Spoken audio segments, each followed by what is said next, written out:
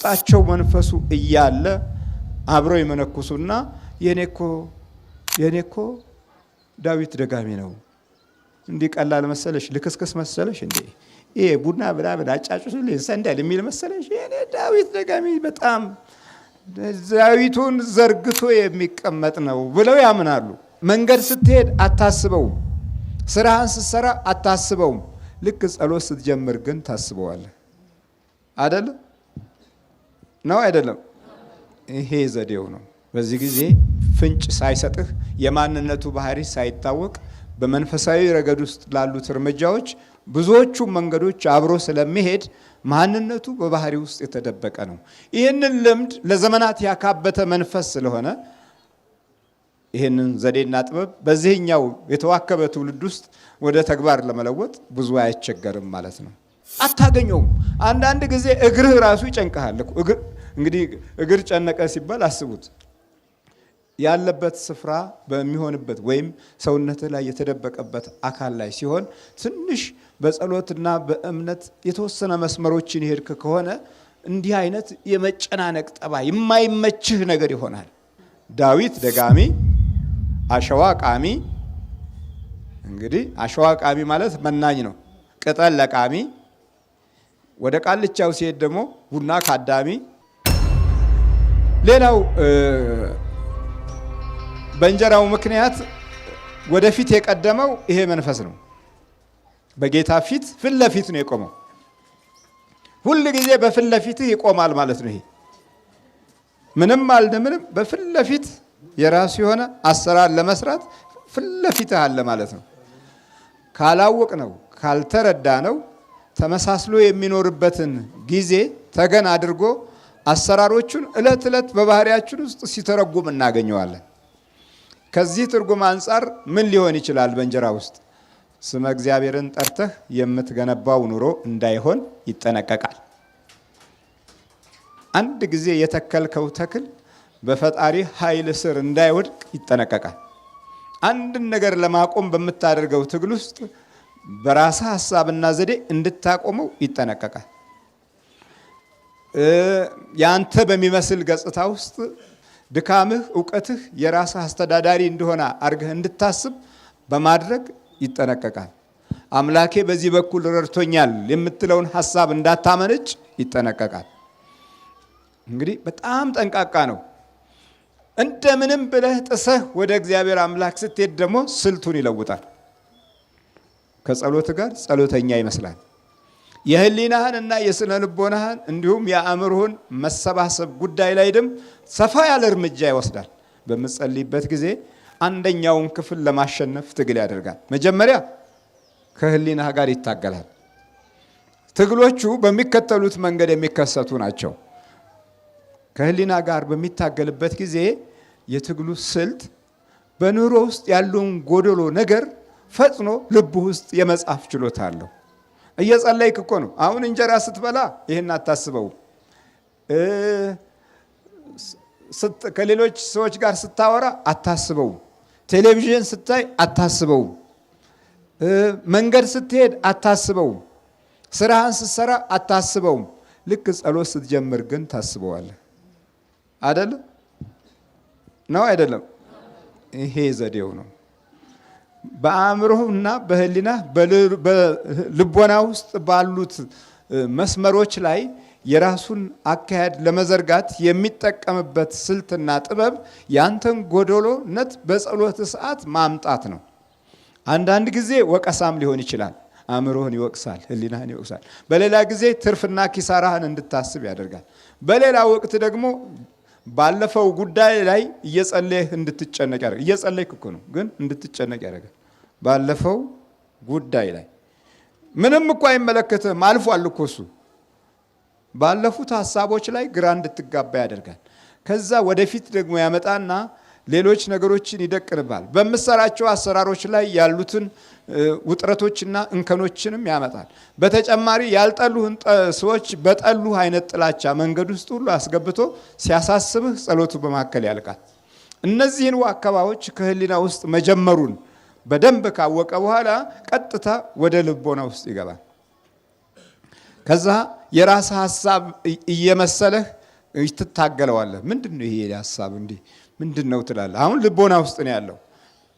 በህሊና ውስጥ ያለውን አካሄዶች የተወሰነ መስመር ከገፋ በኋላ ወደ ልቦና ውስጥ መግባት ባህሪ ያለው። ልቦና ውስጥ ከገባ በኋላ ደግሞ በቃ ትታገላለህ። አንተ የኔ ነው ብለህ ግን ያንተ አይደለም። ታግለህ የኔ ነው ብለህ እንድትቀበል ግማሽ የሆነውን ያስተሳሰብ መስመር እንድትይዝ ያደርግልሃል። በዚህ ጊዜ ፍንጭ ሳይሰጥህ የማንነቱ ባህሪ ሳይታወቅ በመንፈሳዊ ረገድ ውስጥ ላሉት እርምጃዎች ብዙዎቹ መንገዶች አብሮ ስለሚሄድ ማንነቱ በባህሪ ውስጥ የተደበቀ ነው። ይህንን ልምድ ለዘመናት ያካበተ መንፈስ ስለሆነ ይህንን ዘዴና ጥበብ በዚህኛው የተዋከበ ትውልድ ውስጥ ወደ ተግባር ለመለወጥ ብዙ አይቸገርም ማለት ነው። ለምን? ልምድ አለው። ከላይ ወደ ታች የመጣ ነው የምላችሁ። ይሄ መንፈስ ከላይ ወደ ታች ነው የሚመጣው። ከታች ወደ ላይ የሚሄዱት ገና ለስያሜው የሚንገበገቡና ይህን ስያሜ ተከትለው ለመሾም የሚሮጡ መንፈሶች ሊሆኑ ይችላሉ። ግን ይሄ ከላይ ወደ ታች የሚመጣው እጅግ በጣም ስልታዊ ጥበብ የተሞላ ነው። ብዙ ጊዜ ለዚህ ነው ይሄ የጠቋር መንፈስ የቤተሰብ ነኝ የውርስ ነኝ እያለ ብዙ ውጊያዎችን ተደብቆ ከተገለጠም በኋላ እንኳ ቶሎ ላለመልቀቅ የሚያደርጋቸው ግብግቦች ከዚህ መሰረት የተነሳ ነው። ሌላው ለየት ያለው ባህሪው ደግሞ አእምሮ ውስጥ ውሳኔ የመስጠት ችሎታው መኖሩ ነው። የራሳችን ውሳኔ እንዲመስለን በማጽደቅ ጎዳና ውስጥ ሲሄድ አንተ ራስህ ያከናወንከው ይመስልህና ውሎ ሲያድር ህሊናህን የሚወቅስ ነገር ይመጣል። አሁን ከህሊና ከልቦና ከአእምሮህ ጋር በስፋት እየተጣላህ ስለምትኖር ጭንቀት ከህይወት ውስጥ አይወጣም። መጨነቅ ከህይወት ውስጥ አይወጣም። ለምን? ይሄ የጠቋር መንፈስ ነው። በብዛት የማስጨነቅ ጥበቦችን ደግሞ ጎላ አድርጎ ለማምጣት አይፈልግም። ለምን? እንዳትዋጋውና ስልቱን እንዳታውቅ ይፈልጋል። አንዳንድ ጊዜ የሚከተሉት አይነት የጭንቀት ጠባዮች አሉ። የተደበቁ ጭንቀቶች፣ የሚታዩ ጭንቀቶች፣ የሚገለጡ ጭንቀቶች። የተደበቁ ጭንቀቶች ባል ለሚስቱ፣ ሚስት ለባል የማይናገረው ጭንቀት ነው፣ ግን ጭንቀት አለ። የተገለጡ ጭንቀቶች እኔ እንጂ ያስጨንቀኛል ምን እንደሆነ ብለህ በቋንቋ ለመግለጥ የምትችለው ጭንቀት ነው። ምን እንደሆነ ግን አታውቀውም። የተሰወሩ ጭንቀቶች ደግሞ የትኛው ክፍል ላይ እንደሆነ የጭንቀትህ መስመር ይጠፋሃል። አእምሮዬ ላይ ነው፣ ልቦናዬ ላይ ነው፣ ህሊናዬ ላይ ነው ብለህ ትፈልገዋለህ፣ ግን አታገኘውም። አንዳንድ ጊዜ እግርህ ራሱ ይጨንቀሃል። እንግዲህ እግር ጨነቀ ሲባል አስቡት። ያለበት ስፍራ በሚሆንበት ወይም ሰውነትህ ላይ የተደበቀበት አካል ላይ ሲሆን ትንሽ በጸሎትና በእምነት የተወሰነ መስመሮችን ይሄድክ ከሆነ እንዲህ አይነት የመጨናነቅ ጠባይ የማይመችህ ነገር ይሆናል። ይሄ የዚህ የጠቋሩ መንፈስ ስልትና ጠባይ ነው። ወገቤን ጨነቀኝ ብትል አሁን እንደው የሕክምና ባለሙያ ይስቃሉ። እንዴት ወገብ ይጨንቃል ይልሃል። ግን አንተ የጨነቀ ወገብህን ነው። ውስጥ እግሬን ይጨንቀኛል ልትል ትችላለህ። አያምህም፣ ግን የሆነ ነገር ከውስጥ እግርህ አለ። ይሄን የመሳሰሉ ስልቶች በማለዋወጥ የማጥቃት ችሎታ ያለው ይሄ የጠቋር መንፈስ ነው። መጽሐፍ ቅዱስ በዚህ ረገድ እናንተ ከአባታችሁ ከዲያብሎስ ናችሁ ያላቸው ይሄ መንፈስ በባህሪያቸው ውስጥ ተመሳስሎ በእምነት ጎዳና ውስጥ አሉ የሚባሉት ፈሪሳውያንና ሰዱቃውያን ይሄንን አካሄድ የሚያስይዝ መንፈስ ስነ ልቦናቸውና አኗኗራቸው ውስጥ ገዢ ሆኖ ተቀምጦ ስለነበረ ነው። ታሪካቸው የዲያብሎስ አባትነትን የሚወክል መንፈስ ነበረባቸው። ፈሪሳውያን እንዴት ነበሩ? በዚህ አካሄድ ውስጥ ለዚህ መንፈስ ምን አይነት አስተዋጽኦ ያደርጉ ነበረ? 10ቱ ቃላተ ኦሪትን በደረታቸው ላይ አንዠርገው የሚዞሩ ከ10ቱ ቃላተ ኦሪት ውስጥ አንዱንም ተግባራዊ ማድረግ የማይፈልጉ ሁሉንም ሕጎች ያፈረሱ በዘመኑ ለነበሩት ሄሮድሳዊ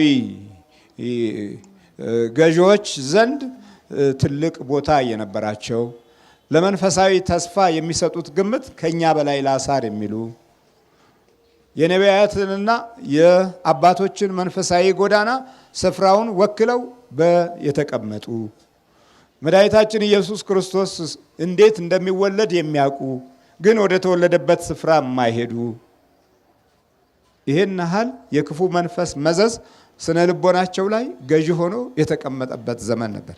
ስለዚህ ሌላው በቀድሞ ዘራቸው የሚኮሩ ነበሩ። ፈሪሳውያን የሚለው ቃል ፋሬስ ጥሶ ወጣ ከሚለው ከዳዊት ዘር የተገኙ መሆናቸውን በዚህ ዘር ውስጥ የራሳቸውን ትልቅነት የሚሰብኩ ነበሩ ፈሪሳውያን። ስለዚህ ሃይማኖትን በተራው መልኩ የሚገልጡ በመሰረታዊ አካሄድ ግን በሃይማኖት ውስጥ የሌሉ ቤተ ምኩራቡንና ቤተ መቅደሱን አስቀድመው ራሳቸው የያዙ ለሌላ ምንም አይነት ስፍራና ቦታ የማይሰጡ ቀኑን ሙሉ መጽሐፍ ሲያነበንቡና ሲጸልዩ የሚውሉ እግዚአብሔር ይስማቸው አይስማቸው ምንም የሚያስጨንቃቸው ነገር የለም። ብቻ መድገማቸውን ብቻ ነው የሚያውቁት። ስለዚህ ሲደግሙ ነው የሚውሉት። በሉቃስ ወንጌል ላይ ይህንን የፈሪሳውያን አካሄድ የሄደውን ሰው ስናይ ከዚህ ከክፉ መንፈስ አንጻር ያለውን ሁኔታ የበለጠ ያሳየናል ማለት ነው። በቅዱስ ሉቃስ ወንጌል ምዕራፍ 18 ቁጥር 9 ላይ ጻድቃን እንደሆኑ በራሳቸው ለሚታመኑና ሌሎችን ሁሉ በጣም ለሚንቁ ይህን ምሳሌ ነገራቸው እንዲህ ሲል፣ ሁለት ሰዎች ሊጸልዩ ወደ መቅደስ ወጡ። አንዱ ፈሪሳዊ፣ ሁለተኛው ቀራጭ ነው አለ። አንደኛው ምንድን ነው? ፈሪሳዊ ነው። እንግዲህ ይሄ ጠቋር የሚባለው መንፈስ በጸሎት ስፍራ ላይ ሰፋ ያለ የራሱ የሆነ አካሄድ በቅጽበት ለመለወጥ ይችላል። እንደውም የጠቋር መንፈስ በሀገራችን ባህላዊ አነጋገር አንጻር በቋንቋው ሲነገር እንዲህ ይባላል። ዳዊት ደጋሚ፣ አሸዋ ቃሚ። እንግዲህ አሸዋ ቃሚ ማለት መናኝ ነው። ቅጠል ለቃሚ፣ ወደ ቃልቻው ሲሄድ ደግሞ ቡና ካዳሚ፣ በቃ ብዙ አይነት ስያሜዎች አሉት። ዘንዶ ጠምጣሚ ይላል። እባብ ምናምን ሲመጣ አይነድፈው። ይሄ መንፈስ ካለ ማለት ነው። ለምን? ከእባቡ በላይ የሆነ ኃይል አለው እሱ ራሱ። የእባቡ መሪ ነው ማለት ነው። ዘንዶ ጠምጣሚ እንግዲህ እንዲህ አይነት ነው። በዚህ አይነት አካሄድ ስልቱን ለመለወጥ የሚችል በጣም አሉ ከሚባሉ የጥፋት መንፈሶች ዋነኛው ክፍል ይሄ ጠቋር የሚባለው ነው። ብዙ እናቶች በዚህ መንገድ ብዙዎቹ ተታለዋል። ውስጣቸው መንፈሱ እያለ አብረው ይመነኩሱና የኔኮ ዳዊት ደጋሚ ነው። እንዲህ ቀላል መሰለሽ? ልክስክስ መሰለሽ? እንዴ ይሄ ቡና ብላ አጫጭሱልኝ ሰንደል የሚል መሰለሽ? የኔ ዳዊት ደጋሚ በጣም ዳዊቱን ዘርግቶ የሚቀመጥ ነው ብለው ያምናሉ። እንዲህ እንዲባሉ ምክንያት የሆነው ደግሞ የአውደ ነገሥቱ መንፈስ ሹማምንቶች ናቸው። በዛ በኩል ያለው መልእክት ከላይ ወደ ታች የሚፈስ ነው ብያቸዋለሁ። ከላይ ወደ ታች ኃይል ያገኘ መንፈስ ነው። በህብረተሰብ ውስጥ ያለው ንቀት ቀላል ግምት የሚሰጠው አይደለም። እንደው ተራው አካሄድን የተከተለ መንፈስ ሆኖ ስሙን ጠቋርነትን ተከትሎ ከሚሄደው ይሄ ተራው ወደ ታች ካለው በስተቀረ ወደ ላይ ከፍ ያለው መንፈስ በሹምነት ደረጃ ራሱን ጠብቆ የሚቀመጠው መንፈስ እንዲህ በቀላሉ የሚበገር መንፈስ አይደለም ማለት ነው። ስለዚህ ፈሪሳዊ ይላል እዚህ። አንዱ ፈሪሳዊ፣ ሁለተኛው ቀራጭ ነው። ፈሪሳዊ ቆሞ በልቡ ይህን ሲጸልይ እግዚአብሔር ሆይ እንደ ሌላ ሰው ሁሉ ቀማኞችና አመፀኞች አመንዝሮችም ወይም እንደዚህ ቀራጭ ስላልሆንሁ አመሰግንሃለሁ አለ። ጸሎቱ አያችሁ፣ ቀጥታ ጸሎቱ ሌላ ሰው ማየት ነው። ይሄ የማ ጸሎት ነው? የፈሪሳዊ ጸሎት። ሌላውን ሰው አየ።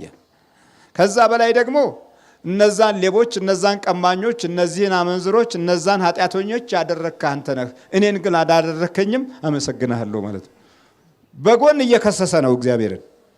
አድራጊም ለበደል ምክንያት የሚሆነውም እግዚአብሔር እንደሆነ አድርጎ እየተናገረ ነው። በሌላ አቅጣጫ በዚህ ጸሎት ውስጥ ያለው መንፈስ የዚህን ሰው ሕይወት በቤተ መቅደስ በዚህ መልኩ ነው የተለማመደው። እግዚአብሔር ማስተዋሉን ይስጠን። ልክ እንደዚሁ አይነት አካሄድ እኛም ለዘመናት አልፈንበታል፣ ሄደንበታል። ይህንን የፈሪሳዊውን መንፈስና ባህሪ ጠቋር ከሚባለው መንፈስ ጋር በተያያዘ መንገዶቻችንን ይህንን መስመር ዘልቀንበታል። ከላይ ወደ ታች ነው የሚፈሰው ብያችኋለሁ። አሁን በዛ ዘመን ውስጥ ትልልቆቹና ብርቱዎቹ በነገስታትም ዘንድ ተቀባይነታቸው የላቀ ስፍራ የተሰጠው ፈሪሳውያን ናቸው። በጌታችን በኢየሱስ ክርስቶስ ዘመን በመዋዕለ አገልግሎቱ ሁሉ ላይ የነበረው ተጽዕኖ ከፈሪሳውያን ነበር። ይሰቀል የሚለውን ሐሳብና ጎዳና በማስተባበሩ ረገድ ትልቁን ቦታ የያዙት ፈሪሳውያን ናቸው። በፈሪሳውያን ውስጥ የተካተቱ ሌሎችም ኃይልና ጭፍራ አላቸው። ስለዚህ ጸሎቱን አስቡት። ይኸው በቤተ መቅደስ ቆሞ እኮ ነው የሚለው፣ ደጅ ቆሞ አይደለም የሚለው። በቤተ መቅደስ ውስጥ ቆሞ ፈሪሳዊው እግዚአብሔር ሆይ እንደሌላ ሰው ስላልሆንኩ ቀማኛና አመፀኞች እንደነሱ ሁሉ ስላላደረከኝ አመሰግንሃለሁ። በየሳምንቱ 2 ጊዜ እጦምልሃለሁ አለ። እጦማለሁ አለ። ለማን ነው የሚነግረው? ለእግዚአብሔር። ምንድነው ይሄ? ፈሪሳዊ በመንፈሳዊ ስፍራ ላይ እንዲህ አይነት ለውጥ እንድታመጣ የሚታገልህ መንፈስ ማነጻጸሪያ ነው። ልክ በጸሎታችንና በምስጋናችን ጊዜ በክርስቲያናዊ ሕይወታችን ጊዜ የነበረንን ነገር እንዴት እንደሚቀይስ ቀደም ሲል የነበሩት አካሄዶች አሁን በብዙ መንገድ ተበላሽተውብናል። መጀመሪያ ማህበርን የቅድስና ማህበር እንዲሆን እና የጸሎት ማህበር እንዲሆን ትግል አባቶች ያደርጋሉ። መንፈሱ ደግሞ ወዲያው በዛ ውስጥ ይገባና ማህበሩ የወግና እንደዚሁ ስርዓት ብቻ እንዲሆን ለማድረግ ደግሞ ትግል ያደርጋል። በዚህ ሂደት እኛ መጀመሪያ ቅዱስ ቁርባን የሚወስዱ እናቶች፣ አባቶች ማህበርና ጽዋ ይጠጣሉ። ይሄ ለማጠናከሪያ ነው። መንፈሳዊ ሞራላቸውን ለማደስ ራእዮቻቸውን የተሻለ ለማድረግ ነበረ። ከዛ በኋላ ምን ሆነ? የቅዱስ ቁርባኑ ማህበር ቀረና ቆመ። ታገለና ቆመው። ከዛ በኋላ የጽዋ ማህበር ሆነና ቁጭ አለ። የጽዋው ማህበር ላይ ደግሞ እዛ ውስጥ ፍቅራቸው የተሻለ እንዳይሆን ማህበራዊ ግንኙነታቸው ወንድማማችነት፣ እህትማማችነትና ሞገስ የተላበሰ የጸጋ ሰዎች እንዳይሆኑ ደግሞ በማህበሩ ውስጥ ጣልቃ ገብቶ ማህበሩ ወግ ብቻ እንዲሆን ለማድረግ ደግሞ መሃል ገባ። ከዛ በኋላ ማህበሩን ምን ያደርገዋል? ማናቆሪያ ያደርገዋል። ጠላው ቀጠነ፣ አንዱ ኩርፊያ ነው። ዳቦው ቀጠነ፣ ሌላው ነው። ቆሎው ጥሩ አይደለም፣ አንደኛው ችግር ነው። ወጡ አይጣፍጥም፣ ሁለተኛው የሐሜት ወንበር ነው።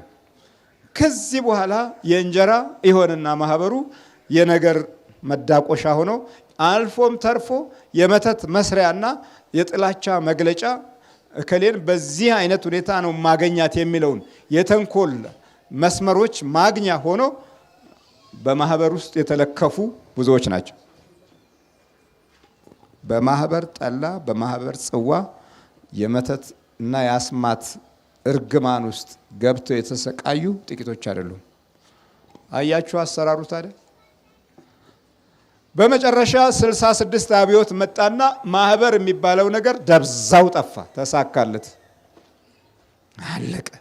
አሁን የወጣቶች ማህበር እንደገና ተጀመረ። ያም ቢሆን ፍሬ ከርሲኪ ሆነና ቁጭ አለ። ከስነ ህይወት መነሳቱ ቀርቶ ከውጭ አካል ብቻ መነሳት ሆነ። ስለዚህ ይህንን የመሰለ ሂደት ልክ በሄድንበት መንገድ ውስጥ ስልቱን ለመቀየስ አጋጣሚው ሰፋ ብሎ የሚታየው ይሄ መንፈሳዊው ሰይጣን ነው። እግዚአብሔር ማስተዋሉን ይስጠን። እሺ ጸሎቱን እንመልከትና በየሳምንቱ 2 ጊዜ እጦማለሁ፣ ከማንኛውም ሁሉ አስራት አወጣለሁ አለ። ግን በቤተ መቅደስ ነው ያለው ይሄ ሰው። እየጸለየ ያለው ቤተ መቅደስ ውስጥ ነው። እሺ ቀራጩ ደግሞ እንዲህ ሊል ነው። ከሁለቱ የትኛው ነው የሚሰማው ነው? የተከሰሰው ቀራጭ በኃጢአቱ ተከሰሰ፣ በዘራፊነቱ ተከሰሰ። ከሰሰው እየከሰሰው ይጸልያል። የክስ ጸሎት ከጀመርን ዘመናት የለም አልፏል። እንደውም ብዙ መከራዎች ከጸሎቶቻችን ማግስት የሚከተሉ ናቸው። ረሃቡ፣ ስደቱ፣ ችግሩ እግዚኦ ባልነ ቁጥር እንዴ የሚብሰው ነው የሚመጣው። እንደውም ጭራሽ ማለት ነው ልክ የፈሪሳዊ አካሄድ የሆነ ሂደት ስላለበት ነው ጸሎታችን ላይ ያ ጠላት ስር ሰዶ አኗኗራችንን አመሰቃቅሏል። ሌላው የእምነት መንፈሳዊ ጉዞዎቻችን ላይም ብዙ አደጋዎችን ፈጥሮ በማንነታችን ላይ ጥላ ጥሎበታል። ግን አትርሱት፣ ይሄ መንፈስ ማን ነው? ጠቋር። እሺ ቀራጩ ግን በሩቅ ቆሞ ዓይኖቹን ወደ ሰማይ ሊያነሳ እንኳ አልወደደም። ነገር ግን አምላኬ ሆይ እኔን ኃጢአተኛውን ማረኝ እያለ ደረቱን ይደቃ ነበር አለ። ሌላ ሰው አይቷል? እኛ ሌላ ሰው ላይ በማየት ላይ የተመሰረተ ነው። በሌላ ላይ የተመሰረተ ከሆነ ፈሪሳዊው መንፈስ ህይወታችን አለ። ያ ለዘመናት እነዛን የገዛ ኃይል በእኛም ዘመን ውስጥ እንዳካሄዳችን ስልቱን ቀይሶብናል ማለት ነው። አሁን አንዳንድ መንፈሶች ቡዳም ይሁኑ መተትም ይሁን ምንም ይሁን ውስጣችን ባለው ጠቋር ስልት ይማራሉ። ወደ ጸሎት ቦታ ስንመጣ ይፈሩና ይደነግጡ፣ ዛፍ ላይ ይቀሩ የነበሩት ቀስ በቀስና እንጂ ምን አስገደ ፈሪ ቦቅዋቃ እዘናም ነህ እንዴ ናግባ እያለ እንደውም የሚሄደውን እያያዘ ይገባል። ና ዝም በልና ቁጭ በል ይላል። ተከታተል ዝም በልና እንደውም ይላል እዛ ከሚሰጠው ትምህርት አንጻር ብዙ ነገሮችን ስለምታውቅ ስልትህን ለመቀየስ ይጠቅምሃል ይላል። እና ይሄ መንፈስ ቀደም ሲል የሚያውቃቸውን የጥፋት ታክቲኮች ተራ ሆነው ለገቡት መንፈሶችም አስተማሪ በመሆን ያገለግላል። እግዚአብሔር ማስተዋሉን ይስጠን። እንቀጥልበታለን። ጠቋር ሰፋ ያለ አካሄዶች አሉት።